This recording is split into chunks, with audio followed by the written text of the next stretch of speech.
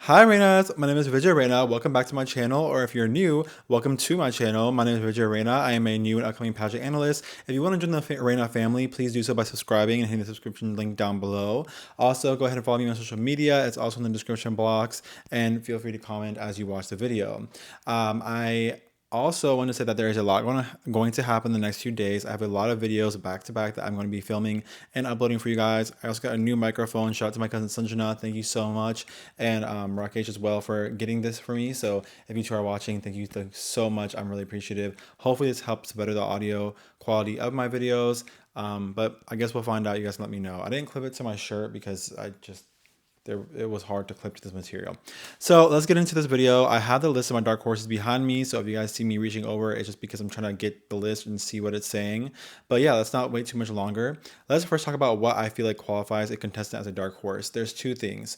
Either A, they are a contestant who is consistent, they're good, they're really killing it, but they come from a non-stash factor country, meaning a country that's not typically highlighted or who has not won a lot in the previous years or placed high. And so therefore, there's just not a lot of attention on them, but they are really good, they're really solid. Unfortunately, just don't have the media attention. Or two, perhaps they do come from a stash factor country, but they're being very undervalued, doubted, or there is some speculation that they will not place high, despite evidence showing otherwise, at least in my opinion, right? This is all my opinion. So let's not wasting more time. Let's get into the video. So first and foremost, I am not going to say any of this in order.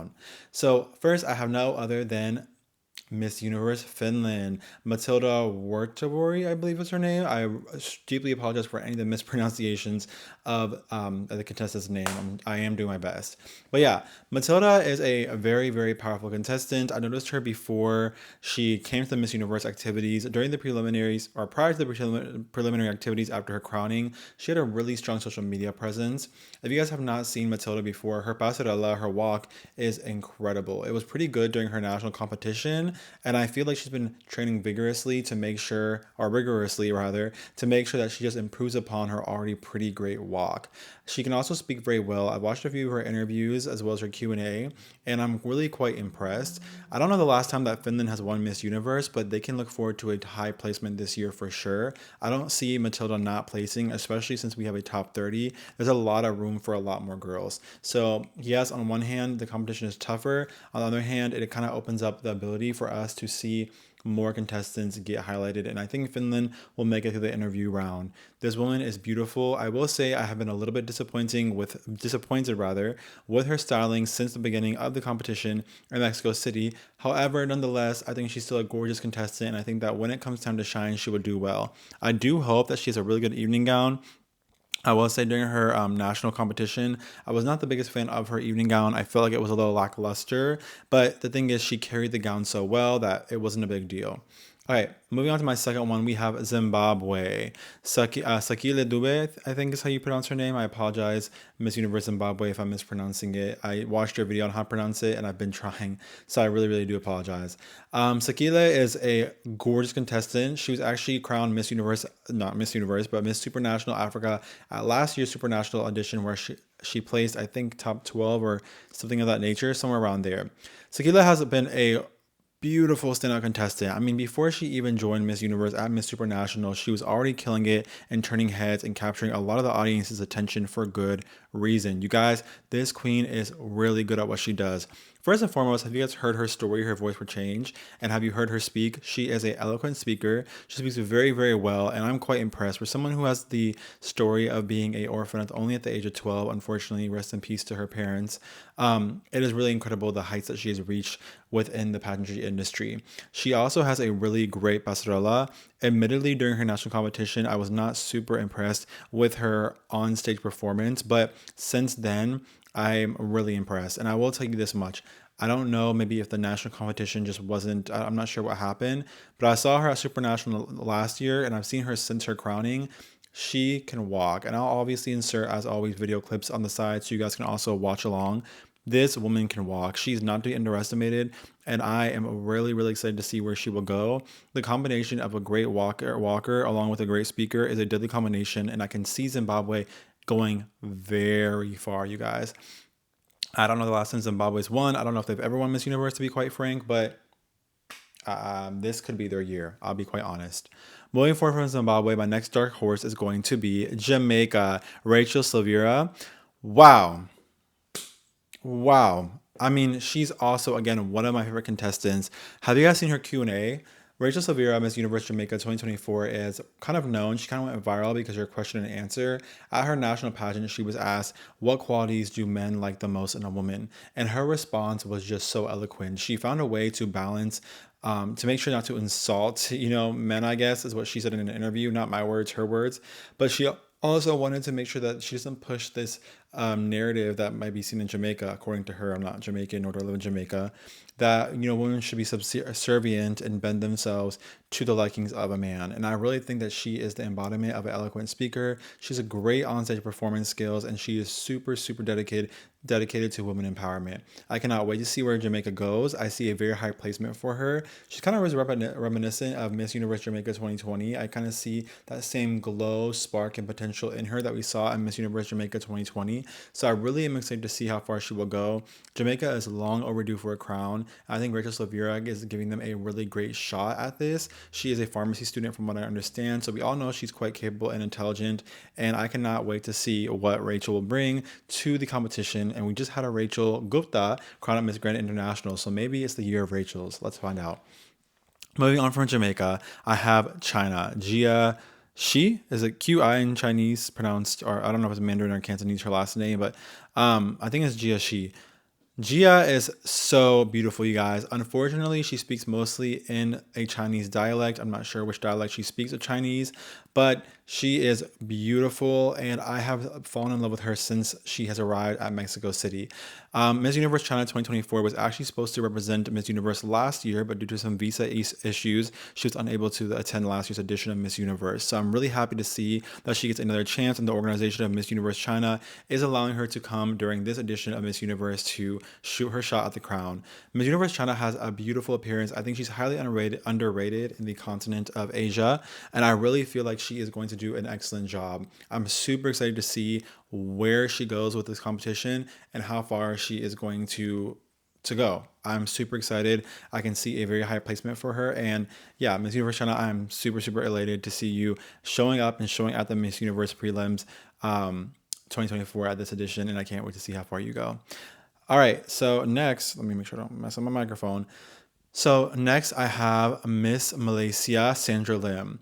Wow. I have been a fan of Miss Malaysia since her first stint at, I think it was called Miss Global International or whatever competition that she did. It was a more minor level competition. She placed first runner up to Miss Universe, not Miss Universe, but Miss Global Philippines. And I was super impressed with her back then. I had been wanting her to go to Miss Universe since the day I saw her on stage performing and answering questions. This queen is remarkable. She's gorgeous. She has a beautiful face, and her presence is incredible. I've really been a fan, for the most part, of her styling at the Miss Universe preliminary activities. I think that she has posted a few videos of her walking, and she looks phenomenal. I do think that she's built upon her pasarela, her walking, since her national competition, because during her national competition, I'll be honest, I was not blown away. She was not underwhelming by any means. She was a very beautiful, very standout contestant, but I will not sit here and lie and say that I was like mind blown.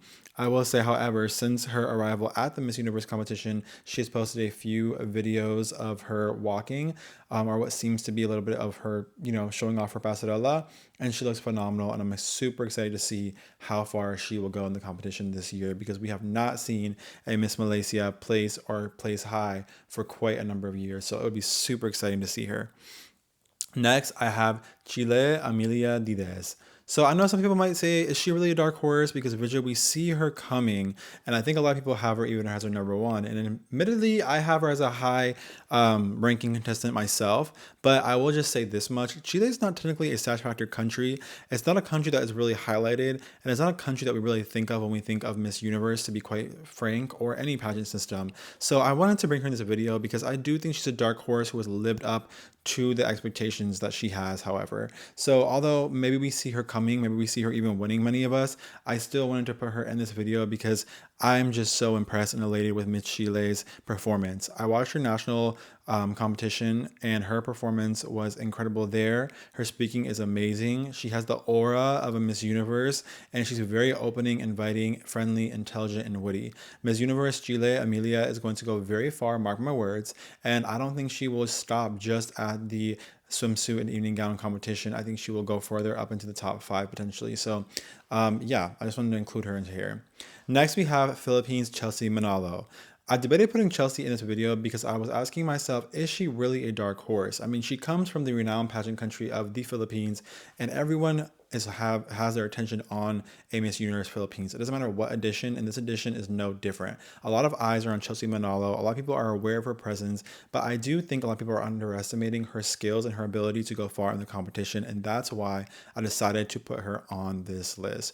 Miss Universe Philippines Chelsea Manalo is someone who has not been very talked about, I would say, are very supportive even by the Filipino pageant fans. Although I know a lot of them do support their contestant, I've equally seen some constructive criticisms that are fair. Okay. However, I will say that I am pleasantly surprised with the turnaround that Miss Universe Philippines 2024 Chelsea Manalo has been doing. I don't know if you guys got the chance to see her at the rehearsals for Miss Universe 2024. I'll insert a clip here.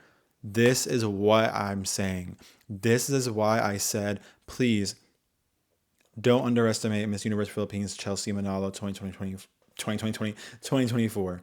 Do not underestimate Chelsea Manalo, Miss Universe Philippines 2024. She's not the type of girl who will go in the hotel hallways and pasarela all the way to the doors, but she will do what she has to do come time of the competition. This is a very Bea Luigi Gomez homage. She's very reminiscent of Bea Luigi Gomez. Bea Luigi Gomez got so much criticism and so much flack from Miss Universe pageant fans, and including myself, to be honest. And then out of nowhere, with her quiet confidence, she came and snatched a top 5 position.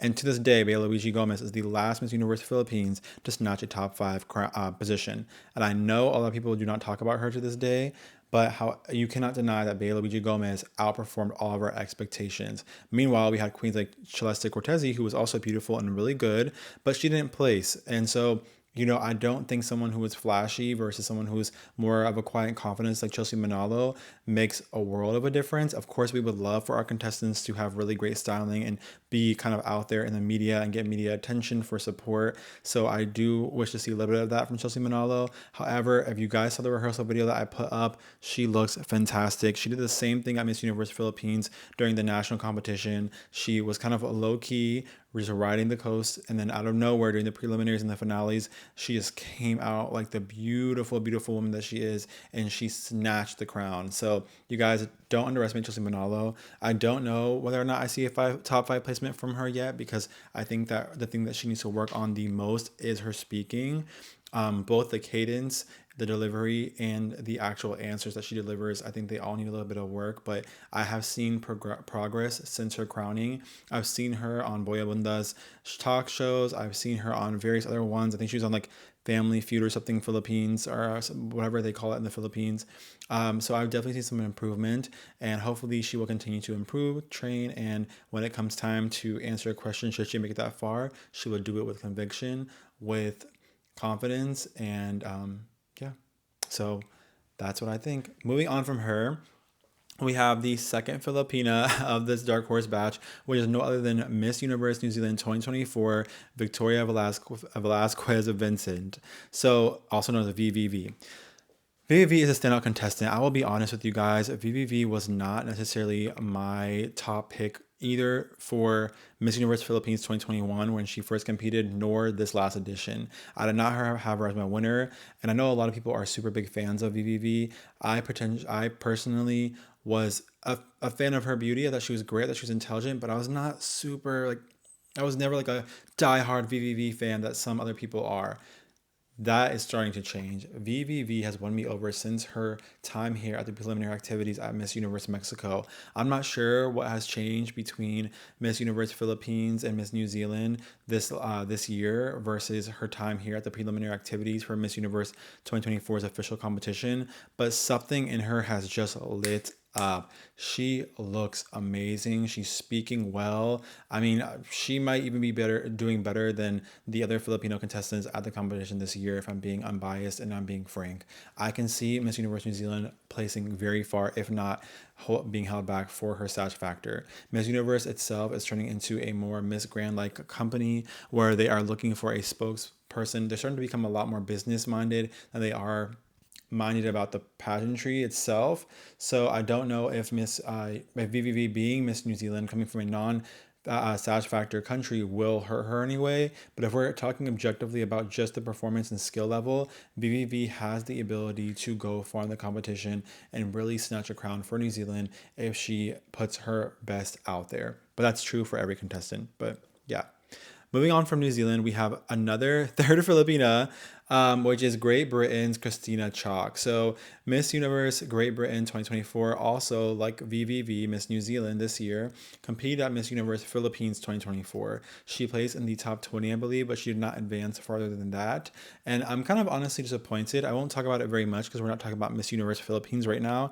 I will say I expected a higher placement for Miss Universe Philippines Great Britain, and I thought that she was going to make it very far. She grew on me a lot during the Miss Universe Philippines competition. She's a great, phenomenal speaker. There's no doubt about that. She's getting great training as well from her Q&A coaches, and she can walk. She can walk. Her passerella, her walk is pretty good, which is why I was surprised that she stopped at top 20 because I thought that her swimsuit performance is pretty solid. Nonetheless, she went back to the UK, or she went to the UK rather, to snatch the Great Britain crown, and I'm very, very elated for her. This queen, I think, is slept on. I don't think she's the conventional beauty that we usually see at Miss Universe, and maybe that's why a lot of people are not speaking about her or really paying attention to her. However, I would advise that you don't underestimate her. I think she would do incredible at the closed door interview, which is today, I believe. I think she would do equally as well on stage, and should she get the mic, it might be a problem for everyone else. She's just really well spoken, and I'm really looking forward to see Christina Chu advance in the competition and be the dark horse that I know she can be. Okay, last on my dark horse list, and I'm sure I'm missing some countries, so go ahead and comment them down below. My last contestant that I have on my list is Denmark, which is Victoria Delvig. Sorry, the screen's kind of far. It's hard for me to read from here. So yeah, Victoria is a very beautiful contestant as well. I think many of us have noticed her since her arrival at the competition. At first, I think most of us were just talking about Finland when it came to the European continent and the European contestants, but quickly that started to change. I would even say that maybe Denmark has a little bit more eyes on her and popularity on her than Finland since arrivals at Miss Universe preliminary activities, because this woman is always styled to the tens, meaning she is looking phenomenal every time you see her. She looks great. I think she is a very conventional beauty that we're used to seeing, blue eyes, blonde hair, etc.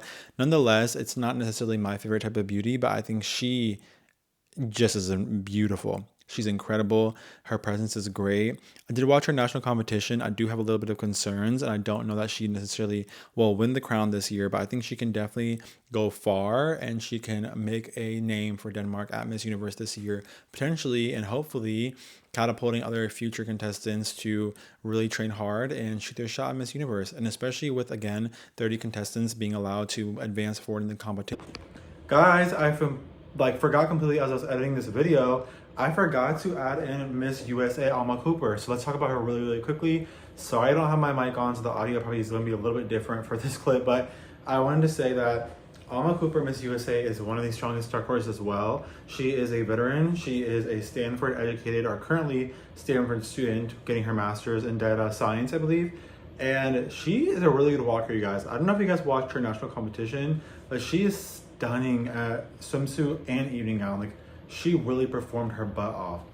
And I really feel like she's super underrated. I know some people have been making fun of her because she has some funny, awkward moments during, the media interactions, but I just think she's being herself and having a good time. I can see Miss Alma Cooper, Miss USA 2024 going very, very far in the competition. So yeah, you guys, thank you guys so much for watching my video. That's all. That's my dark horses. I hope you guys enjoyed this. I hope that this little microphone with the audio is helping my audio and makes you guys enjoy it a little bit more.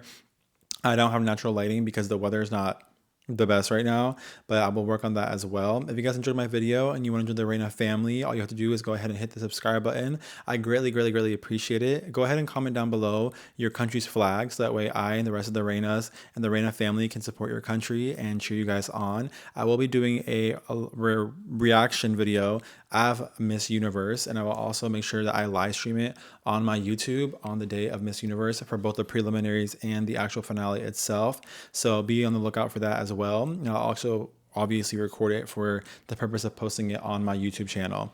So yeah, you guys, go ahead and make sure you guys like and subscribe, please. And my Instagram is going to be linked in the description box down below and also in the comments. Feel free to follow me and DM me. I typically do respond. With so much going on with Miss Universe, my response rate might be a little bit late, so I do apologize and delay a response, but I usually get around to everyone eventually. Keep in mind that I live in the US, so my time zone is a little bit different as well. I love you guys so much. Thank you so much for all your support. Muchas gracias. Te amo mucho. Maraming salamat po. And Danvad, Dhanyavad, Shukriya, Shukran, Shesheni, Arigato gozaimasu, and bye.